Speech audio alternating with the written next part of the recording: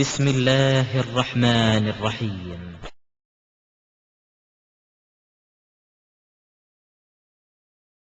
அல்ஹம்துலில்லாஹ். எல்லாம் வல்ல அல்லாஹ்வின் நல்லடியார்களே, நமக்கு இஸ்லாம் என்னும் ஒரு பெரும் மார்க்கத்தை பாக்கியமாக்கியிருக்கின்றான். இந்த மார்க்கத்தை பெற்ற நமக்கு பல நன்மைகள் இருக்கின்றன, பலவிதமான பயன்கள் இருக்கின்றன. அந்த பயன்களை நாம் கொஞ்சம் எண்ணி பார்க்கும்போது உண்மையிலேயே நாம் வியந்து போய்விடுவோம். அந்த பலன்களை எண்ணி பார்க்கும்போது அல்லாஹ்விற்கு நாம் மேலும் மேலும் நன்றி செலுத்த வேண்டும் என்ற ஒரு நிலைக்கு தள்ளப்படுவோம். இறைவனுக்கு நன்றி செலுத்தக்கூடிய அந்த பக்குவத்தை அதிகமாக பெற்றுக்கொள்வோம். அல்லாஹ் தஆலா நமக்கு இந்த இஸ்லாமிய மார்க்கத்தை பாக்கியமா தந்ததற்கு ஒரு சில உதாரணத்தை நான் கூறுகின்றேன். கும்பகோணத்திற்கு சென்ற வாரம் சொற்பொழிவுக்காக வேண்டி செல்கின்றேன். பஸ்ஸிலே சென்று கொண்டிருக்கின்ற பொழுது ஒரு இடத்திலே பஸ் நிற்கிறது. அதற்கு முன்னாலும் வண்டிகள் நின்று கொண்டிருக்கின்றன. ஒரு லாரி சாலையில் இருந்து நான் இருக்கக்கூடிய அந்த பகுதிக்கு இடது பக்கமாக திரும்பி நிற்கின்றது. மக்கள் கூட்டமாக நிற்கின்றார்கள். ஏதோ ஒரு விபத்து நடந்து விட்டது என்று தெரிகிறது. ஒரு அசம்பாவிதம் ஒன்று ஏற்பட்டு விட்டது என்று தெரிகின்றது. கூட்டம் அப்படியே குழுமி நிற்கின்றது. கடைசியில் அவர்களுடைய அந்த பேச்சிலிருந்து ஒருவர் பைக்கிலே அடிபட்டு கிடக்கிறார் என்பது தெரிகிறது. இந்த நேரத்தில் இது போன்ற ஒரு நிகழ்வு சவுதி அரேபியாவிலே ஏற்பட்டிருக்குமே ஆனால் உடனே காவல்துறையோ அல்லது அந்த இடத்தில் செல்லக்கூடிய எந்த ஒரு அரபியாக இருந்தாலும் சரிதான், அவன் யார், அவனுடைய ஊர் என்ன, நாடு என்ன என்பதையெல்லாம் பார்க்க மாட்டார்கள். அவனுக்கு தேவை முதல் உதவி, அதை நாம் செய்ய வேண்டும் என்று விபத்துக்குள்ளானவரை அப்படியே வண்டியில் ஏற்றிக்கொண்டு போய் மருத்துவமனையில் சேர்த்து விடுவார்கள். அப்படிப்பட்ட ஒரு நல்ல ஒரு பழக்கம் அந்த நாட்டில் இருக்கின்றது.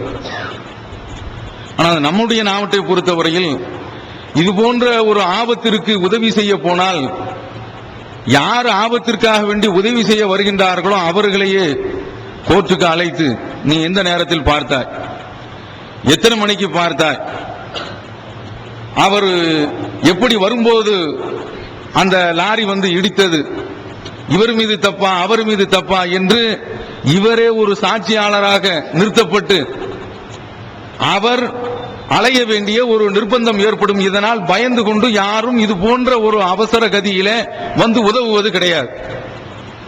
அந்த நிலைதான் அன்றைக்கு அவ்வளவு கூட்டம் நிற்கின்றது. யாருமே முதலாக அவருக்கு செய்ய வேண்டிய காரியம் என்ன என்று அந்த காரியத்தில் இறங்க காணோம். அப்படியே பேசிக் கொள்கின்றார்கள், துடிக்கின்றார்கள். காவல்துறை ஒரு அரை மணி நேரமாக வரவில்லை. கடைசியில் ஒரு காவல்துறை அதிகாரி வருகின்றார். ஒரு கான்ஸ்டபிள் வண்டியை ஓட்டிக் கொண்டு வருகின்றார். சரி, பிரச்சனை தீர்ந்து விடுகின்றது என்று நினைத்துக் கொண்டிருக்கும் போது அந்த காவல்துறை கான்ஸ்டபிள் வருவதற்கு முன்னாலே எனக்குள்ளே ஒரு எண்ணம், இந்த மாவட்டத்தில் யாரிடத்திலேயாவது தொடர்பு கொண்டு இவருக்கு முதல் உதவி செய்வதற்குரிய வாய்ப்புகளை நாம் ஏற்படுத்தி கொடுத்தால் என்ன என்றெல்லாம் நினைத்துக் கொண்டிருக்கின்றேன். இந்த நேரத்தில் அங்கேயே சப்தம் கேட்கின்றது, ஆம்புலன்ஸ் வந்தால் நல்ல இருக்கும், இதுவரைக்கும் ஆம்புலன்ஸ் வரவில்லை என்று பேசிக் கொள்கின்றார்கள். திடீர் என்று அந்த சைரன் அலரோடு ஒரு ஆம்புலன்ஸ் வந்து நிற்கின்றது. தூரத்தில் இருந்து பார்க்கும்போது தெரிகிறது, அதில் எழுத்துக்களும் அந்த கண்ணாடியில் பொறிக்கப்பட்டு இருக்கின்றன. அப்போது மனதுக்குள் எனக்கு ஒரு எண்ணம், இது நம்முடைய தௌஹீத் ஜமாஅத் அமைப்பாக இருந்துவிட்டால் நல்லா இருக்குமே என்று நினைத்துக் கொண்டிருக்கின்றேன். தடம்புரண்ட அமைப்பு இடத்திலும் ஆம்புலன்ஸ் இருக்கிறது. இப்படி எல்லாம் நினைத்துக் கொண்டிருக்கும் போது கொஞ்ச நேரத்தில் அந்த சகோதரருடைய உடலை ஏற்றிக்கொண்டு அந்த வண்டி என்னுடைய பஸ்ஸை தாண்டி தான் செல்கின்றது. பார்க்கிறேன், தமிழ்நாடு தௌஹீத் ஜமாத் ஆம்புலன்ஸ், தமிழ்நாடு தௌஹீத் ஜமாத் என்று எழுதப்பட்டிருக்கிறது. அல்லாஹ் நம்முடைய அமைப்பை இப்படி ஒரு ஆபத்திற்கு உதவி செய்யக்கூடிய அளவில் ஆக்கி வைத்திருக்கின்றானே என்று மனதுக்குள் நான் சந்தோஷப்பட்டுக் கொண்டேன். இறைவனுக்கு நன்றி செலுத்திக் கொண்டிருந்தேன். நான் இந்த காரியத்தை தொலைபேசியிலே தொடர்பு கொண்டு தலைமைக்கு தொடர்பு கொண்டு செய்வோமா என்று யோசித்துக் கொண்டிருந்தோமே, அந்த காரியம் நடந்துவிட்டது. அதற்கு பின்னால் கண்டக்டர் இடத்தில் கேட்டு தெரிந்து கொள்கின்ற பொழுது அது வழுத்தூர் என்று சொல்லிக் கொண்டார்கள். வழுத்தூர் நம்முடைய அந்த பகுதியில் இருக்கக்கூடிய தௌஹீத் ஜமாத்தினர்கள் அந்த ஆம்புலன்ஸை கொண்டு வந்து அந்த சகோதரை ஏற்றி மருத்துவமனைக்கு கொண்டு செல்கின்றார்கள். இந்த இடத்தில் நாம் பார்த்த பார்வை, அந்த அடிபட்டவருடைய குடும்பத்தில் உள்ள பெண்கள் வந்து துடித்த துடி இருக்கின்றதே, அப்படியே கைகளை உயர்த்தி கொண்டு நெஞ்சிலே அடித்துக் கொண்டு அவர்கள் அந்த அலைபாயக்கூடிய நெஞ்சம், ஒரு சோதனையை தாங்கிக் கொள்ளக்கூடிய ஒரு பக்குவம் இல்லாத நிலைமை, துடிதுடிப்பு, பதப்பதைப்பு, வேதனையை கொட்டுறது, அப்படி போய் சோரில் போய் தங்களுடைய தலையை முட்டுவது, ஐயோ இப்படி ஆகிவிட்டதே என்று புலம்பக்கூடிய ஒரு நிலையை நாம் பார்க்கும் பொழுது அந்த நேரத்தில் இஸ்லாத்தை பற்றி உள்ள ஒரு எண்ணம் ஏற்பட்டது. அல்லாஹ் குர்ஆனில் ஒரு வசனத்தில் சொல்கின்றான், மன் அமில சாலிஹன். அல்லாஹ் குர்ஆனிலே சொல்கின்றான், ஒஹுவ மூமினுன், ஒருவர் நல்ல காரியத்தை செய்கின்றார், ஆனால் அவர் இறை நம்பிக்கை கொண்டிருக்கின்றார். மின் தக்கரின் அவ் உன்சா, மன் அமில சாலிஹன் மின் தக்கரின் அவ் உன்சா, ஆணோ பெண்ணோ ஒரு நல்ல மலை செய்கின்றார்கள், ஆனால் அதே சந்தர்ப்பத்தில் ஒஹுவ மூமினுன், அவர்கள் இறை நம்பிக்கை கொண்டவர்களாக இருக்கிறார்கள். நல்ல அமல்கள் உலகத்தில் எல்லாரும் செய்வாங்க. அந்த நல்ல அமல்களுக்கெல்லாம் மறுமையில கூலி கிடைத்துமா? கிடைக்காது. நல்லமல்கள் செய்ய வேண்டும் என்றால் அதற்கு நல்லமல்கள் செய்து அதற்கு கூலி கிடைக்க வேண்டும் என்றால் அவர் ஈமான் கொண்டிருக்க வேண்டும்.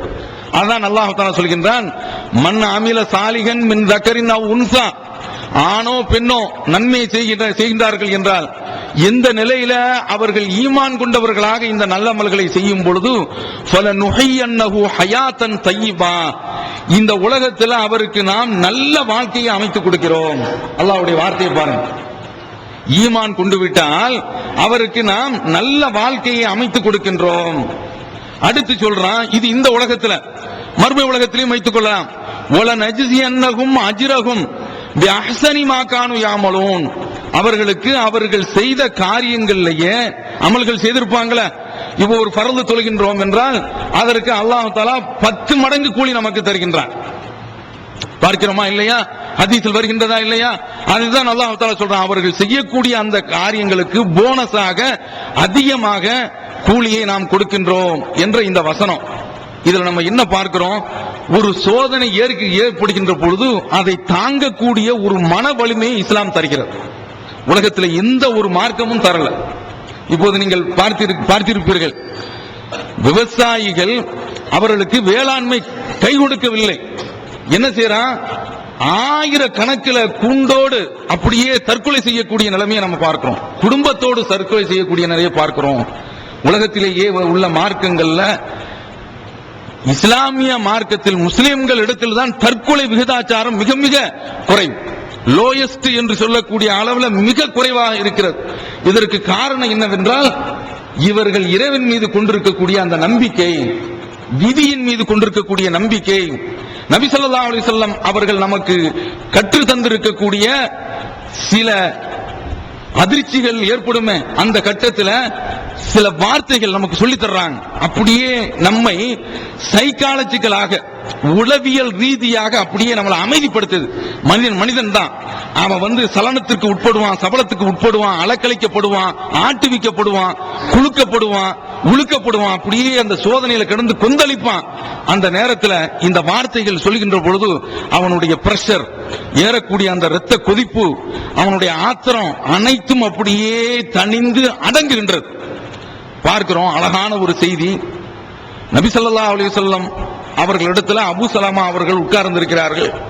அப்போது ரசூலுல்லாஹி ஸல்லல்லாஹு அலைஹி வஸல்லம் அவர்கள் ஒரு செய்தியை சொல்றாங்க, லா துஸீபு அஹதன் மினல் முஸ்லிமீன முஸீபா, எந்த ஒரு மூமினுக்கும் முஸ்லிமுக்கும் ஒரு சோதனை ஏற்படுகின்றது, அப்படி ஏற்பட்ட உடனே அவர் இன்னா லில்லாஹி வ இன்னா இலைஹி ராஜிஊன் என்று சொல்கிறார்.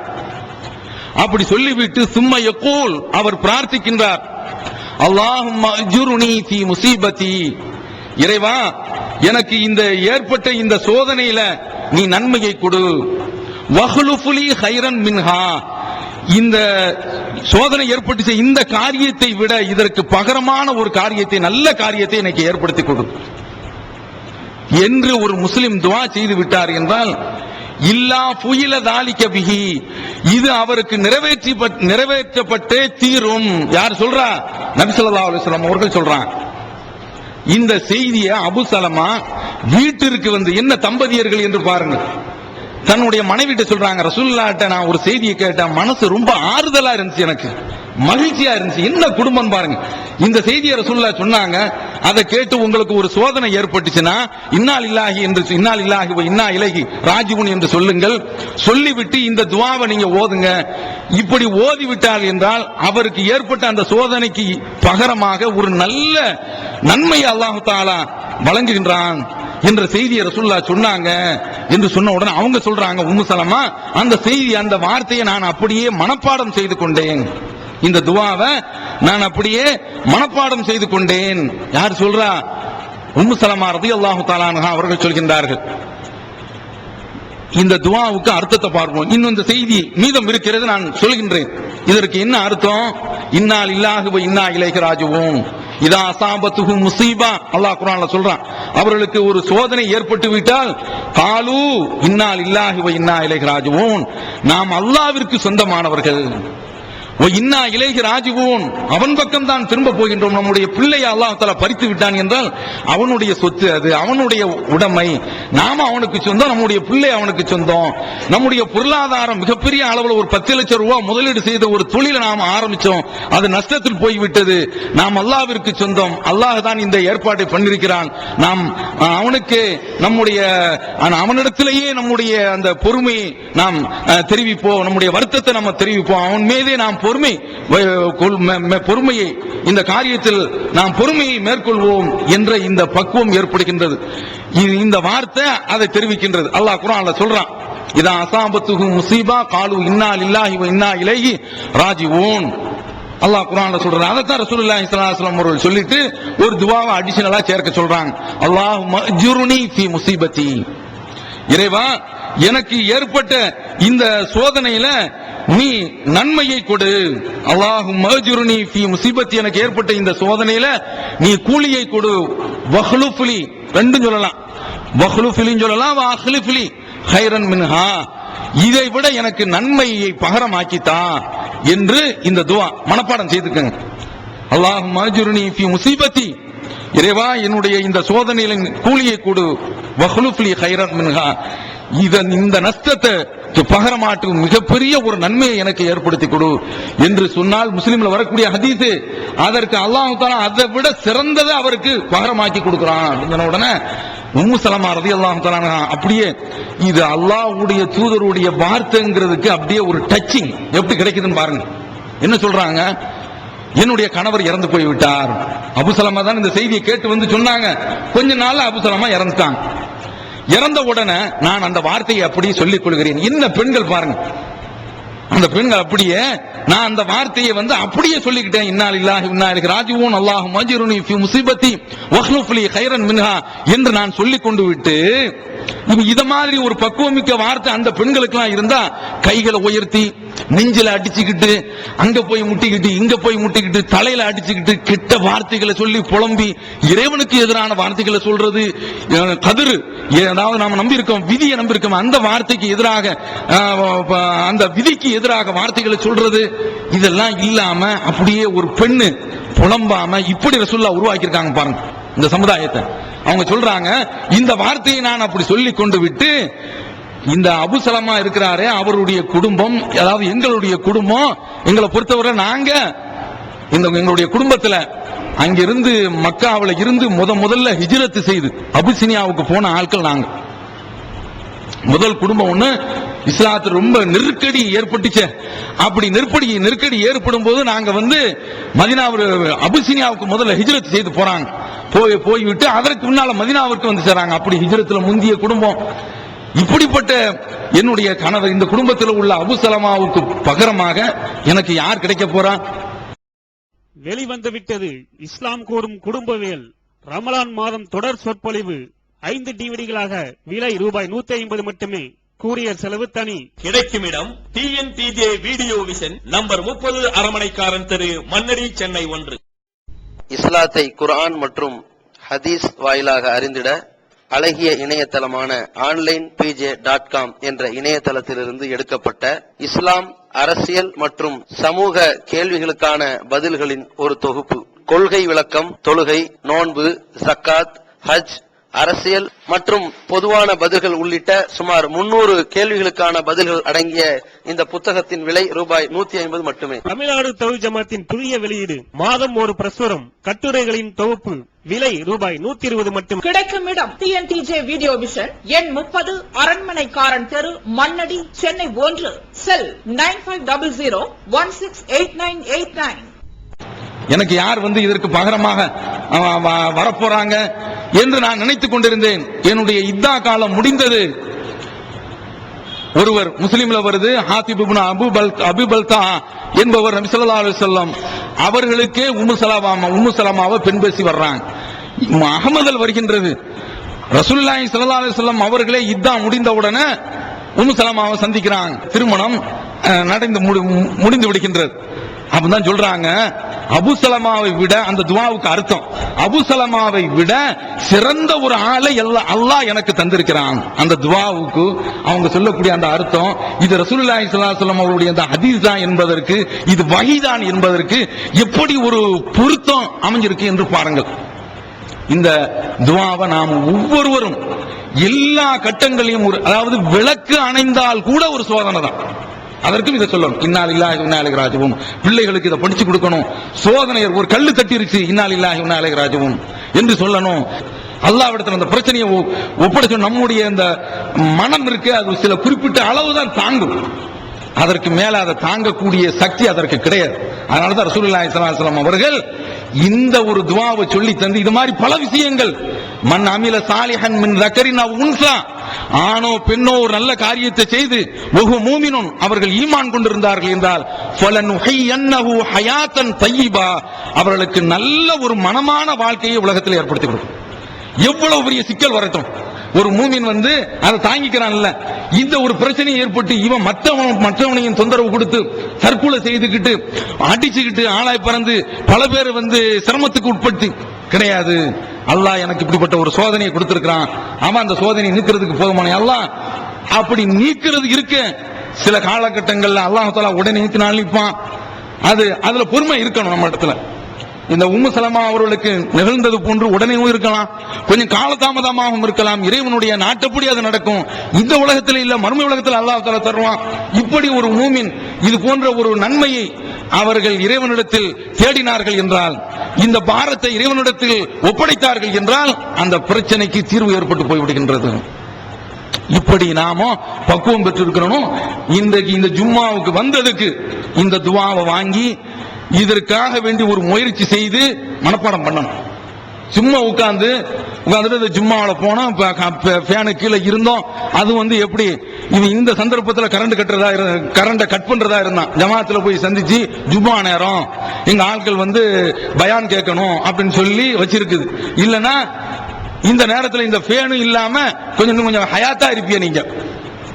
இப்போ இந்த ஃபேன் எல்லாம் ஓடுறதுனால அங்க உட்கார்ந்த உடனே நல்ல அழகா தூங்கிட்டு போனா, அழகான ஒரு பயானு என்ன சொன்னாரு, அவன் நல்லா பேசினாருங்க. அவர் பேசும்போதே உணர்ச்சி வசப்பட்டு பேசினார். என்னப்பா சொன்னாரு, நல்லா தூங்கிருப்பான் ஆளு. இந்த நிலையில இருந்தேன்னு வைங்க, அது தேராது, செய்திகள் மண்டையில ஏறாது. நாம இந்த ஒரு ஜும்மாவுக்கு வந்தோமா, இந்த செய்தியை நாம மனப்பாடம் செய்து நம்முடைய வாழ்க்கையில ஏற்படக்கூடிய இந்த சோதனைகளுக்கு இத ஒரு வடிகாலாக ஆக்கிக் கொள்ள வேண்டும். இது நம்முடைய உள்ளத்திற்கு ஒரு நிம்மதி தரக்கூடிய ஒன்றாக இதை நாம் ஆக்கி வைத்துக் கொள்ள வேண்டும். அடுத்து ரசூலுல்லாஹி ஸல்லல்லாஹு அலைஹி வஸல்லம் அவர்கள் நமக்கு ஒரு செய்தியை, நம்முடைய மனநிலையை பக்குவப்படுத்துறதுக்கு, நம்ம வாழ்க்கையில பல பிரச்சனைகளை சந்திப்போம். என்ன செய்வோம், ஒருவன் ஒரு சப்ஜெக்ட்ல போய் சேரணும்னு நினைக்கிறான். இன்ஜினியரிங் பொறியியல் பொறியியல் படிப்பு, அதுலயே பல பிரிவுகள் இருக்கு, பிரான்சஸ் கொண்டு வந்துட்டான். கடந்த காலத்துல 3 தான் இருந்துச்சு, சிவில், மெக்கானிக்கல், எலக்ட்ரிக்கல் இருந்துச்சு. இப்போ என்ன, அப்படியே தாறுமாறான முறையில பல கிளைகள் ஏற்பட்டு போச்சு. இப்ப இதை எதுல போய் படிக்கிறது? இப்படி ஒரு படிக்கக்கூடிய ஒரு மாணவன் வெளிநாட்டுக்கு இன்டர்வியூக்கு போறான், நேர்காணலுக்கு. ஒரு இது சவுதியில இருந்து அழைக்கிறான், ஒரு இது குவைத்தில் இருந்து அழைக்கிறான், ஒரு இது பஹ்ரைன்ல இருந்து அழைக்கிறான், ஒரு இது அமெரிக்காவில இருந்து அழைக்கிறான். இப்படி பிரச்சனை. ஒரு 10 லட்சம் ரூபாய் கொண்டு வந்திருக்கிறான். கொண்டு வந்துட்டு எந்த தொழில போடுறது அப்படின்னு சொல்லி என்ன செய்யறான், பெரும்பாலும் கொடுத்துட்டு ஏமாண்டு நம்மள்ட்ட தகவல் சொல்றானுவோ. இது ஒரு பக்கம் இருக்கட்டும். ஆலோசனைங்கிறது என்ன, 10 லட்சம் ரூபாய் இருக்குன்னு தெரிஞ்சா நம்மள்ட்ட கடன் கட்ட கூடாது, அதனால கொடுத்துட்டு மொத்தமா ஏமாந்துட்டு தூக்கிட்டு போயிட்டான். போகட்டும், முதல்ல கேட்கணும். அப்ப கேட்கும் போது பயந்துட்டு, அது எதுக்கு இதுனா, கொடுக்கக்கூடிய ஆட்கள் நல்ல நம்பகமா இருந்தா நமக்கு பிரச்சனை தேவையில்லை. அவன் இது மாதிரி எந்த தொழில போடுறது அப்படின்னு சொல்லி திணறிக்கிட்டு இருக்கிறான். என்ன ரசூலுல்லாஹ் நமக்கு ஒரு வழியை சொல்லி தர்றாங்க. ஜாபிர் ரலியல்லாஹு தஆலா அன்ஹு அவர்கள் சொல்லி தர்றாங்க. ஜாபிர் ரலியல்லாஹு தஆலா அவர்கள் அறிவிக்கிறாங்க, புகாரில வருது, நபி ஸல்லல்லாஹு அலைஹி வஸல்லம் அவர்கள் எங்களுக்கு கற்று தந்தார்கள், யுஅல்லிமுனல் இஸ்திகாரத ஃபில் உமூரி குல்லிஹா, எல்லா விஷயங்களிலும் இறைவனிடத்தில் நன்மை தேடக்கூடிய ஒரு பழக்கத்தை எங்களுக்கு எல்லா விஷயங்கள்லயும் பாயிண்ட் அவுட் பண்ணிக்கங்க. எல்லா விஷயங்களையும் ஒரு மூமினா இருக்கக்கூடியவன் சிறியதிலிருந்து பெரிய காரியம் வரை எல்லா விஷயங்களிலையும் நன்மை தேடி தொழக்கூடிய அந்த பக்குவத்தை, அந்த துஆவை எங்களுக்கு கற்று தந்திருக்கிறாங்க. யார் சொல்றா? ஜாபிர் ரலியல்லாஹு தஆலா அவர்கள் சொல்றாங்க, எல்லா விஷயங்களிலையும் எங்களுக்கு ஒரு குர்ஆன்ல ஒரு சூறாவை கற்று தருவது போன்று எங்களுக்கு கற்று தந்திருக்கிறாங்க என்று சொல்லிவிட்டு பாருங்க, அந்த வார்த்தைகளை பாருங்க. நபி ஸல்லல்லாஹு அலைஹி வஸல்லம் அவர்கள் சொல்றாங்க, உங்களுக்கு ஏதாவது ஒரு பிரச்சனை, ஒரு விவகாரம் என்று ஏற்பட்டு விட்டால் ஃபல் யர்கா ரகாத்தைன், அவர் 2 ரகாத் தொழுது கொள்ளட்டும். ஃபர்ல் அல்லாத ஃபர்ல் தொழுதுட்டு அப்படி கேட்டக்கூடாது, சுபுஹ்ல தொழுதுட்டு அப்படி அதே காமன் சென்ஸ் ஆக்கிடக்கூடாது. அல்லாம வேற 2 ரகாத்துக்களை தொழுது விட்டு சும்மலி யகுல், அவர் சொல்லட்டும், அல்லாஹும்ம இன்னி அஸ்தகீருக, யா அல்லாஹ் உன்னிடத்தில் நான் நன்மையை தேடுகிறேன். எனக்கு இந்த காரியத்தில் ஒரு டெசிஷன், ஒரு முடிவு என்னால எடுக்க முடியவில்லை. உன்னுடைய ஞானத்தை கொண்டே நான் கேட்கிறேன். உன்னுடைய சக்தியை கொண்டே நான் ஆற்றலை தேடுகிறேன். மகத்தான உன்னுடைய அருட்கொடையை நான் கேட்கிறேன் சொல்லிட்டு அப்படியே அடியான் இறைவன் இறங்கி சொல்றாங்க, நீதான் ஆற்றல் பெற்றவன், எனக்கு சக்தி கிடையாது. அல்லாஹ்ட்ட அப்படியே சரணாகதி. உனக்குத்தான் தெரியும், எனக்கு தெரியாது. வான்த அல்லாமுல் குயூப், மறைவான விஷயங்களை நீதான் அறிந்தவன். அல்லாஹும்ம இன் குன்த தஅலமு அன்ன ஹாதல் அம்ர, இறைவா நான் செய்யக்கூடிய இந்த காரியம் அது திருமணமாகவே இருக்கலாம், நல்ல அழகான பெண்ணே இருப்பாங்க, அந்த பெண்ணை நீ திருமணம் வைக்க போறதான அல்லாஹ்ட்ட கேளு. ஒரு கட்டத்துல அப்படி கேட்கும் போது பயம் வரும், அல்லாஹ் தஆலா அந்த பெண்ணை விட்டு தடுத்துட்டா, இந்த மகாதேவியை விட்டு தடுத்துட்டா நம்ம என்ன ஆவறது அப்படின்னு கவலை வரும். அத்தனைக்கு உட்பட்டு நீ அல்லாஹ்ட்ட கேளு. அல்லாஹும்ம இன் குன்த ஹாதல் அம்ர கைருல் லீ, இந்த காரியம் எனக்கு ஃபீ தீனி, என்னுடைய மார்க்கத்தில் நன்மையாக இருக்குமே ஆனால், வ மஆஷி, இந்த உலக வாழ்க்கையில் எனக்கு நன்மையா இருக்குமே, வ ஆக்பத் அம்ரி, இந்த உலகத்தினுடைய முடிவுல இந்த காரியம் மறுமையில இது நன்மையாக இருக்குமே ஆனால், ஃபக்துருஹு லீ வ யஸ்ஸிருஹு லீ, அதை எனக்கு ஏற்படுத்தி கொடுத்து அதை இலகுவாகவும் ஆக்கியும். என்ன வார்த்தை பாருங்க. சும்ம பாரிக்கிலி ஃபீ, பிறகு அதுல நீ அருட்கொடையும் செய்யி. அல்லாஹும்ம இன் குன்த தஅலமு அன்ன ஹாதல் அம்ர ஷர்ருல் லீ ஃபீ தீனி வ மஆஷி வ ஆகிபத்தி அம்ரி, அல்லாஹ் இந்த காரியம் என்னுடைய மார்க்கத்துல உலக வாழ்க்கையில இறுதி முடிவுல இது தீமையாக இருக்குமே ஆனால், ஃபஸ்ரிஃபுஹு அன்னி வஸ்ரிஃப்னி அன்ஹு, அதை விட்டும் என்னை திருப்பி விடு, என்னை விட்டும் அதை திருப்பி விடு. அப்படியே ரசூலுல்லாஹி ஸல்லல்லாஹு அலைஹி வஸல்லம் சொல்லிட்டு வக்துருலில் கைர், வக்துருலில் கைர், எனக்கு நன்மையை ஏற்படுத்தி கொடு, ஹைது கான், அது எங்க இருந்தாலும் ஏற்படுத்தி கொடுத்து, சும்மா அருளினி, என்னை திருப்தியும் படுத்து. இப்படி அந்த விஷயத்தை, என்ன விஷயமோ அந்த விஷயத்தை அப்படியே சொல்லிக்கிற வேண்டியது. இந்த காரியத்தை, இது நன்மைன்னு உனக்கு திருமணம், இந்த தொழில், இந்த விவசாயம், இந்த படிப்பு, இந்த கோர்ஸ், இது சரியாக இருக்குமே ஆனால் எனக்கு நீ ஏற்படுத்தி கொடு என்று கேட்டால், அல்லாஹ் அத இப்படி நீங்க கேளுங்க, அல்லாஹ் நமக்கு இலகு பண்ணி தருவான். ஏன் இந்த காரியத்தில் இப்படி ஒரு துவா? ஒரு காரியத்தை ஆரம்பிக்கும் போது அல்லாஹ்விடத்தில் நம்ம பொறுப்பு கொடுத்து அந்த காரியத்தை நம்ம இறங்கிட்டோன்னு வைங்க, அதுல இது மாதிரி ஒரு கடுமையான ஒரு சோதனை ஏற்பட்டாலும் அதை தாங்கக்கூடிய மன வலிமையை அல்லாஹ் தந்துடும். அந்த சோதனையில ஏற்படக்கூடிய ஒரு மனப்பக்குவத்தை அல்லாஹ் நமக்கு தருவான். இந்த துவாவையும் மனப்பாடம் பண்ணிக்கிறோம். அப்ப அத மாதிரி இந்த துவாக்கள் ஹதீஸ்கள்ல உள்ளது. இது நம்ம அடிக்கடி நம்முடைய காதுல உள்ற மாதிரி அல்லது நம்முடைய பார்வையில படுற மாதிரி எழுதி வைத்துக் கொண்டு மனப்பாடம் செய்து நாம இது போன்று நம்முடைய வாழ்க்கையை நாம் அமைத்துக் கொண்டோம் என்றால், ஒரு தோல்வி ஏற்பட்டுச்சுன்னு வைங்க, 10 லட்சம் ரூபாய் முதலீடு போட்டு இப்படி எல்லாம் துவா செய்துட்டு நஷ்டமா போயிடுச்சு. என்ன அல்லாஹ் இப்படி ஏற்படுத்தியிருக்கிறான், அவன் நமக்கு நல்லது தருவான். ஏதோ ஒரு நன்மை இருக்கு. அல்லாஹ்வுடைய வேலை பாருங்க, இஸ்திகாரா செய்தோம், திரும்ப திரும்ப கேட்டோம். இன்றைக்கு தௌஹீதுங்கிறது இது எல்லாத்தையும் விட மிகப்பெரிய ஒரு பாக்கியம் இல்ல தந்திருக்கிறானா? அப்ப இப்படி ஒவ்வொருடைய இந்த இஸ்திகாராங்கிறது நம்முடைய வாழ்க்கையில மிகப்பெரிய ஒரு நன்மையை பெற்று தரும். இது என்ன கேட்டா, இது மாதிரி இந்த துவாக்கள் முதல்ல உள்ள அந்த துவா சொன்னல, அது இதெல்லாம் நம்ம இறைவனுக்கு கட்டுப்பட்டவர்கள் என்ற ஒரு பக்கம் வரும்பொழுது சில பேர்கள் ரொம்ப டென்ஷன் ஆவாங்க. அதற்கெல்லாம் இது ஒரு சிறந்த ஒரு அருமருந்தாக அமையும். இப்படிப்பட்ட ஒரு பண்புகளை இந்த துவாக்களை நாம நமக்குள்ளே தெரிந்து அந்த துவாக்களை மனப்பாடம் பண்ணி அது மாதிரி அதே அடிப்படையில் நடக்கக்கூடிய அந்த பண்புகளையும் வளர்த்துக் கொள்ள வேண்டும். அல்லாஹ் அதற்கு நமக்கு அருள் செய்வானாக என்று கூறி இந்த உரையை நிறைவு செய்கிறேன். தமிழ்நாடு தௌஹீத் ஜமாஅத்தின் ஆதரவற்றோர் இல்லம் இறைவனுக்கு செய்ய வேண்டிய கடமைகளுக்கு அடுத்தபடியாக பெற்றோரை பேணுவது பற்றி இஸ்லாம் அதிகமாக வலியுறுத்துகிறது. பெற்றோரை பேணாதவர்கள் மறுமையில் வெற்றி பெற முடியாது என்று இஸ்லாம் அறிவுறுத்துகிறது. ஆயினும் இஸ்லாத்தின் இந்த கட்டளையை சில முஸ்லிம்கள் அலட்சியம் செய்து பெற்றோரை வீட்டை விட்டு விரட்டுகின்றனர், பெற்றோரை பிச்சைக்காரர்களாக மாற்றுகின்றனர். இந்த அவல நிலைக்கு பரிகாரம் காணும் வகையில் முதியோர் ஆதரவு இல்லத்தை தமிழ்நாடு தௌஹீத் ஜமாஅத் நடத்துகிறது. தாயன்புடன் உணவு, உடை, மருத்துவம் உள்ளிட்ட 24 மணி நேரமும் செவிலியருடன் கூடிய பராமரிப்பு மற்றும் தனி ஆம்புலன்ஸ் வசதி இவை அனைத்தும் முற்றிலும் இலவசமாக செய்து தரப்படுகிறது. அனாதைகளை அரவணைப்பவரும் நானும் சொர்க்கத்தில் இணைந்திருப்போம் என்ற நபிகள் நாயகம் ஸல்லல்லாஹு அலைஹி வஸல்லம் அவர்களின் அமுத மொழியை ஏற்று அனாதைகளை அரவணைக்கும் இல்லமும் தமிழ்நாடு தௌஹீத் ஜமாஅத் நடத்தி வருகிறது.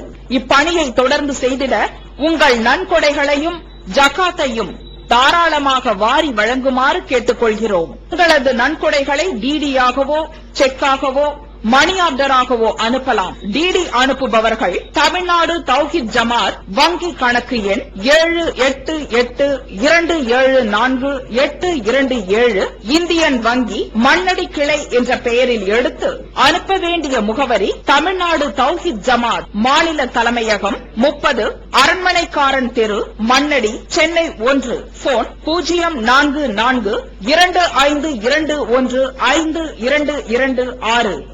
Allah